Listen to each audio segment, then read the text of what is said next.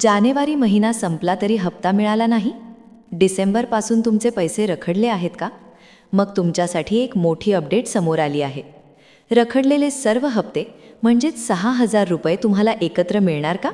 हा व्हिडिओ शेवटपर्यंत नक्की पहा. राज्यातील लाखो लाडक्या बहिणी सध्या एकाच चिंतेत आहेत, ती म्हणजे आमचा हप्ता कुठे अडकला. डिसेंबरपासून अनेकांच्या खात्यात 1 रुपयाही जमा झालेला नाही.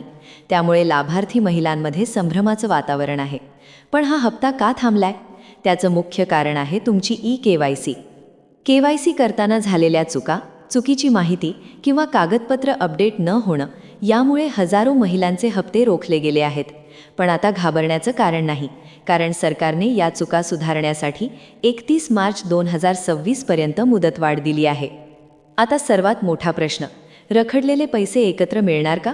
बघा, सरकारने अजून अधिकृत घोषणा केली नसली तरी प्रशासकीय सूत्रांकडून मिळणाऱ्या माहितीनुसार ज्या महिलांची KYC दुरुस्त होईल आणि त्यांची पात्रता सिद्ध होईल त्यांना थकीत रक्कम एकरकमी दिली जाऊ शकते.